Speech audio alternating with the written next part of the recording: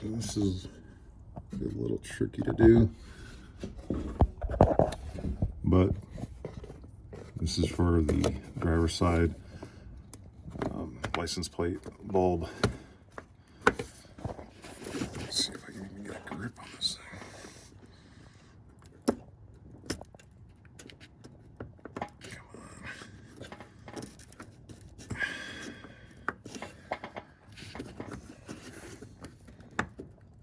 There we go. So there's the bulb.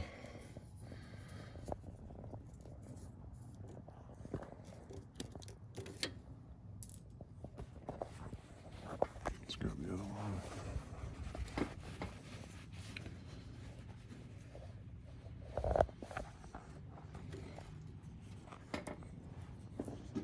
Sorry guys, I'm doing this one-handed right now. A little troublesome.